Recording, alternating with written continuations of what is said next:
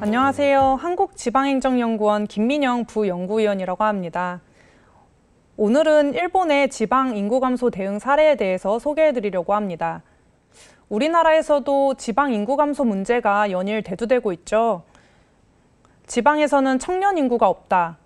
그래서 대학생 입학 정원도 미달이 되고 있습니다. 또한 출생아 수보다 사망자 수가 많은 지역도 생기는 등 지역 소멸 문제가 큰 사회적 문제로 부상하고 있습니다. 그래서 우리나라에서는 2022년부터 이러한 문제에 대응해서 여러 가지 사업들을 추진을 하고 있는데요. 이웃나라인 일본에서는 이러한 지방 인구 감소 문제에 대해서 어떻게 대응하고 있는지를 한번 사례로 살펴봤습니다. 사실 인구 감소와 고령화 문제는 우리나라와 일본만의 문제가 아니고 전 세계적으로 문제가 되고 있습니다. 유럽의 경우에는 농촌 인구 감소 문제, 동아시아는 수도권 인구 집중과 그로 인한 지방 인구 감소 문제가 대두되고 있습니다. 그래서 우리나라와 비슷한 문제를 겪고 있는 일본을 대상으로 검토를 했고요. 이를 통해 국내 적용 방안을 모색해 봤습니다. 현재 인구 감소 문제를 겪고 있으면서 장소 기반 정책을 시행하는 여러 나라의 사례들을 살펴봤습니다. 이 나라로는 일본, 대만, 스페인, 이탈리아, 독일, 프랑스 등이 있습니다. 각 나라에 대해서 인구수, 인구 밀도, 인구 증가율, 고령층 인구 비율, 가장 큰 도시 인구 비율, 1인당 GDP 등을 살펴봤는데요. 한국과 비교해 봤을 때 일본과 대만이 한국과 비슷한 사례인 것으로 나타났습니다. 다른 나라들에 비해서 특히 인구 밀도가 높고 인구가 최근 들어서 감소하고 있으며 특히 고령층 인구 비율이 높고 유럽들과 특히 다른 점은 도시에 인구가 집중되는 비율이 높다는 점입니다. 사례의 내용은 크게 배경, 행정 지원, 정보 재정, 인재 지원 측면을 조사를 했습니다. 배경에서는 인구 감소 현황과 정부의 대응 과정에 대해서 간략하게 조사를 했고요. 행정 지원으로는 어떠한 법률적 근거 하에 이러한 정책들이 추진되고 있는지, 이 정책을 추진하는 추진 체계는 어떻게 구성이 되어 있는지, 지역 여건에 따라서 차등적인 지원을 하고 있는지, 지역 간의 기능적 연계 방안은 모색하고 있는지 등 크게 4가지 파트를 조사를 했습니다. 마지막으로 정보 재정, 인재 지원 파트에서는 정보 재정, 인재 지원에 대해서 조사를 했습니다.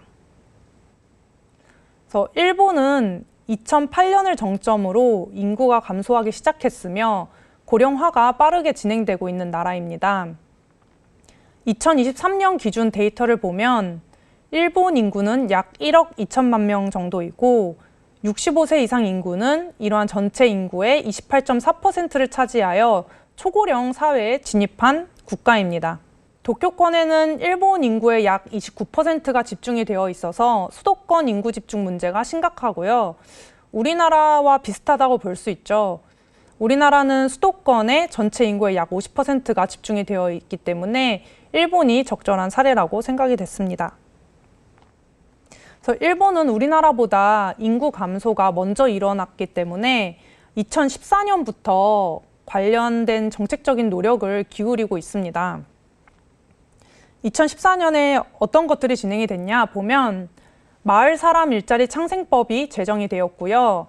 이러한 법률적인 기반 아래에 마을 사람 일자리 창생 장기 비전과 종합 전략을 수립해서 발표를 했습니다. 이렇게 국가 차원의 비전과 종합 전략이 먼저 수립이 됐고요. 그 이후에는 광역지자체와 기초지자체 차원에서의 종합 전략이 발표가 되고 그에 따른 여러 가지 사업들이 추진이 되고 있습니다. 그래서 제1기 마을 사람 일자리 창생 종합 전략은 2015년부터 2019년까지를 대상으로 하고 제2기가 2019년에 시작이 됐습니다. 제2기는 2020년부터 2024년까지를 그 계획 기간으로 삼습니다.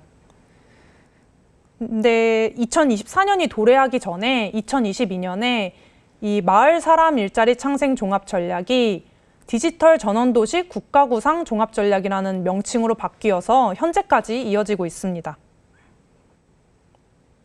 마을 사람 일자리 창생법에 근거해서 인구 감소와 고령화 문제를 해결하고 도쿄권의 인구 집중을 완화하며 지역사회의 생활 환경을 개선하기 위한 노력들이 추진이 되고 있습니다. 추진 조직 체계를 살펴보면 2014년 내각에 설치된 본부가 있습니다. 마을 사람 일자리 창생 본부라고 부르는데요. 이 본부에서는 중앙정부와 지방자치단체 간의 협력을 조정하는 컨트롤 타워 역할을 수행을 합니다.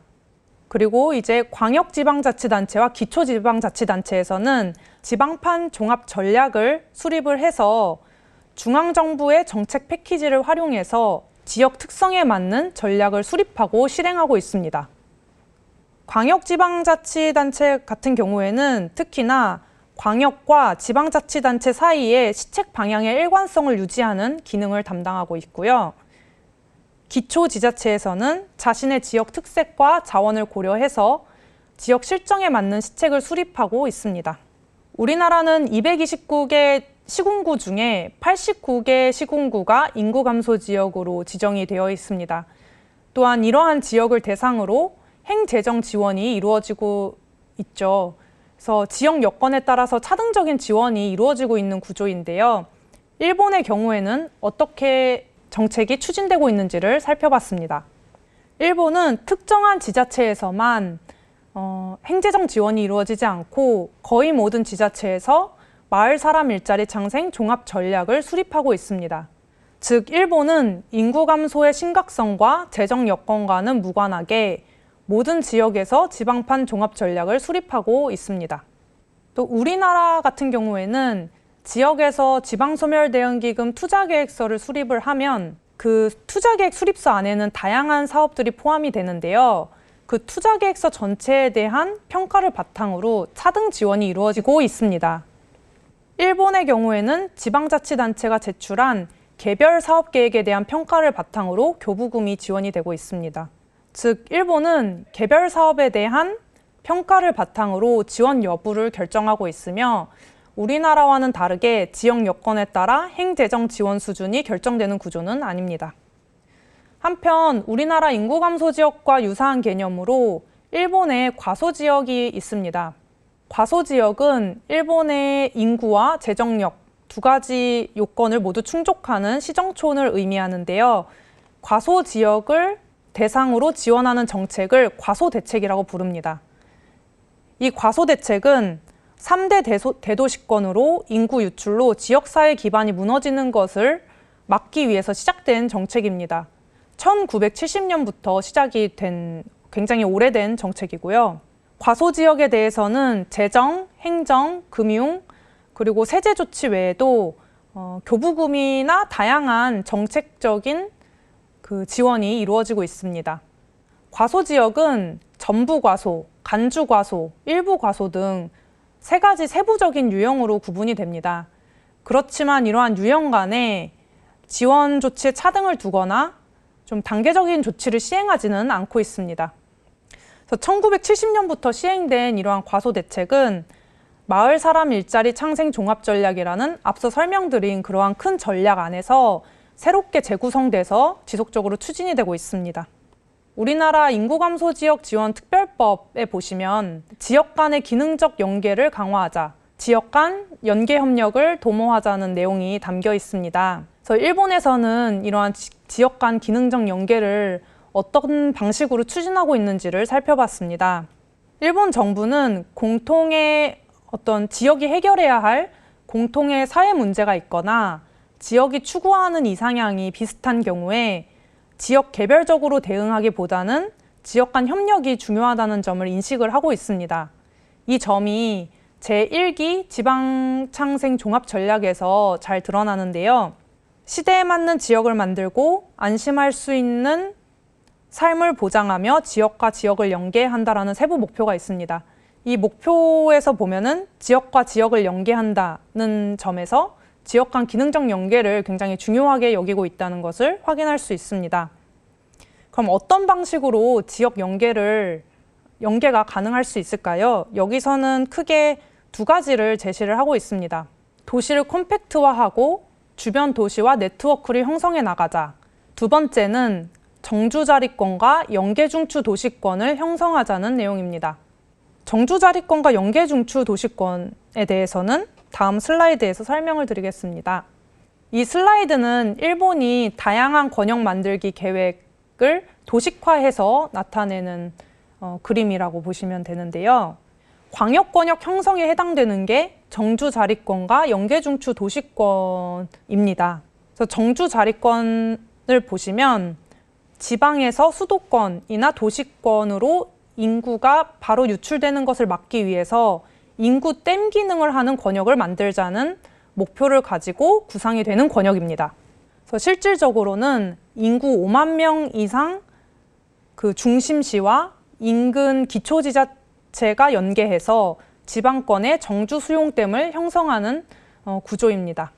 그 두 번째 연계중추 도시권은 정주자립권이 인구 댐 기능을 한다면 좀 더 적극적인 의미에서 지방의 경제적인 활력을 도모하기 위한 권역이라고 보시면 되는데요. 지역에서 상당한 규모의 핵심성을 갖춘 권역에서 시정촌이 연계해서 연계중추 도시권을 구상할 수가 있습니다. 이 권역의 역할은 세 가지가 제시가 됩니다. 권역 전체의 경제성장을 견인하고 고차 도시 기능을 집적하는 권역, 또 권역 전체의 생활 관련 기능 서비스를 향상하는 역할을 담당하게 됩니다. 이를 실현하기 위한 수단으로 협력협약을 도입을 하고 선도 모델을 구축하는 사업을 실시하고 있습니다. 또한 향후 그 시정촌 간의 협력협약을 하더라도 국가에서 이를 적극적으로 지원을 해주는 구조가 있습니다. 또 지역에서 지방판 종합전략을 수립하기 위해서는 좀 더 객관적인 검증된 데이터가 필요한데요. 이를 지역마다 그 데이터를 구축하기는 힘들 수가 있기 때문에 중앙정부 차원에서 지역경제 분석 시스템을 구축하고 다양한 데이터를 제공을 하고 있습니다. 지역의 인구 동향, 산업 구조, 인구 이동 등의 데이터를 지도나 그래프로 쉽게 표시해서 지자체에서 참고할 수 있는 자료를 제공을 하고 있습니다. 다음으로 일본 정부는 지방교부세를 줄이는 대신에 지방창생 관련 교부금을 통해서 각 지역이 지방판 종합전략에 따른 사업들을 잘 추진할 수 있도록 지원을 하고 있습니다. 지방창생 관련 교부금에는 총 4가지 유형이 있습니다. 첫 번째로는 디지털 전원도시 국가구상 교부금인데요. 이는 행정 서비스를 디지털화하거나 관광, 농림수산업 진흥 정책을 펼치거나 산업 고도화 정책을 추진을 할 때 지자체의 자율적이고 주도적인 노력을 지원하기 위해서 제공되는 교부금입니다. 두 번째, 디지털 전원도시 국가구상 사업비는 지자체가 자주적이고 주체적으로 지방창생과 디지털 실장을 추진하는 경우에 지원되는 교부금입니다. 세 번째, 지방창생응원세제는 기업판 고향납세라고도 불립니다. 지방자치단체가 지방창생 대처를 추진을 할 때 그 대처에 대해서 기업이 기부하는 경우에 기업에 세액을 공제해주는 제도입니다. 이 제도를 활용해서 이주, 정주 및 인재 육성 확보, 또한 피해 지역 복구 등 여러 가지 지역을 위한 사업들을 추진하는 우수 사례가 증가하고 있습니다. 네 번째로 지방 거점 강화 세제인데요. 이는 지방의 본사 기능을 확충하거나 도쿄 23구에서 지방으로 본사 기능을 이전하는 경우에 기업의 세제 혜택을 제공하는 것입니다. 마지막으로 인재 지원 파트에 대해서 살펴보겠습니다. 일본도 기초제자체 같은 경우에는 이런 지방판 종합 전략을 잘 수립하고 추진할 수 있는 역량이 부족할 수 있기 때문에 이 점을 중앙정부에서 인지를 하고 정부가 지방자치단체의 인재 파견을 지원하는 제도를 운영하고 있습니다. 그 제도명을 지방창생 인재지원 제도라고 부르죠. 국가공무원, 대학연구자, 민간기업 사원 등 종합적 또는 전문적 지식을 가진 인재를 지방자치단체에 파견하는 것입니다. 부시정촌장, 간부직원, 어드바이저 등 여러 가지 직책으로 지자체에 파견이 되고 있고요. 지자체에서 파견 희망 신청을 받고 각 부처, 대학, 민간기업과 지방자치단체 매칭을 협의해서 인재를 지원을 하고 있습니다. 두 번째는 지자체에서 지방판 종합 전략을 수립할 때 관계 부처에서는 어떤 정책을 추진하고 있는지 여러 가지 것들이 궁금할 수 있는데요. 이 점을 연계를 해주는 원스톱 상담 창구를 마련해서 운영을 하고 있습니다. 그래서 일본 사례를 통해서 우리나라에 적용할 수 있는 시사점이 무엇일지 살펴봤는데요. 먼저 일본은 지방이 스스로 조합하고 활용할 수 있는 중앙부처의 정책 패키지를 제공을 하고 있다는 점이 특징적이었습니다.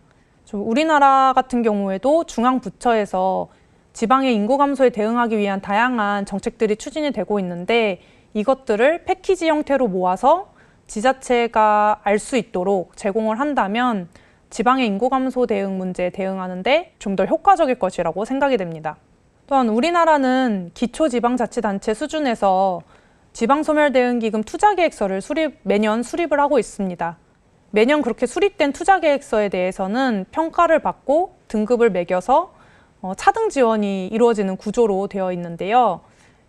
아무래도 이러한 구조를 가지고 있다 보니까 기초지자체 간 경쟁을 피하기는 어려운 것 같습니다. 그래서 이러한 기초지자체 간 경쟁 구도를 갖추다 보니 지역 간 연계 협력이 좀 원활하게 되지 않는 그 측면도 있어서 이 점을 좀 광역의 역할을 통해서 해결할 수 있는 방안을 우리나라에도 적용해보면 좋을 것 같다는 생각이 들었습니다. 즉, 광역이 나서서 기초지자체 간의 협력 사업을 기획 조정하는 체계를 구축한다면 좀 더 지역 간 연계 협력을 촉진할 수 있지 않을까 싶습니다.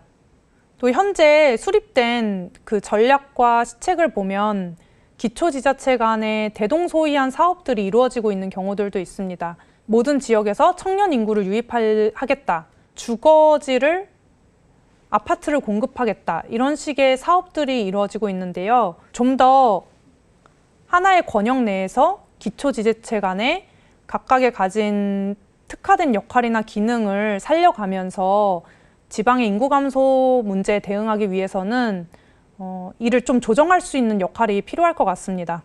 일본에서는 광역지자체가 기초지자체가 수립한 정책들이 광역 단위의 방향성과 일치할 수 있도록 좀 조정자 역할을 하고 있는데요. 우리나라에서도 지역 간 차별화된 대응을 하면서 또 지역 간 같은 목표를 향해서 나아갈 수 있도록 광역의 조정자 역할을 강화하는 것이 바람직하지 않을까 싶습니다. 일본 사례에서 볼 수 있듯이 지역 간 기능적 연계를 위한 다양한 권역 구상 제도들을 운영을 하고 있습니다. 정주자리권과 연계중추 도시권이 제시가 되고 있는데요. 우리나라에서도 이러한 권역 모델을 참고를 해서 기능적 연계 모델을 개발을 하고 이러한 권역이 잘 형성될 수 있도록 제도적 지원을 강화하는 방안을 고민해보면 좋을 것 같습니다. 또 앞서 설명드렸듯이 우리나라는 기초지자체에서 수립된 투자계획서 전체에 대해서 종합적인 평가를 통해 행재정 지원이 이루어지고 있습니다.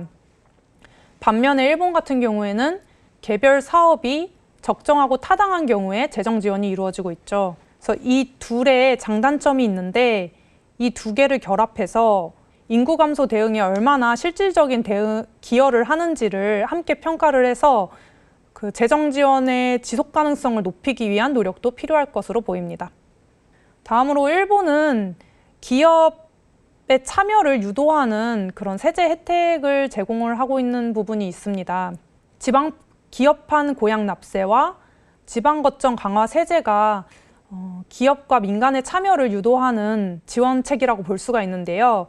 우리나라에서도 이를 참고해서 기업에 대한 인센티브를 강화하고 좀 더 민간에서 지방의 활력을 도모하는데 민간의 힘을 빌릴 수 있는 제도를 도입하면 좋을 것으로 생각이 됩니다.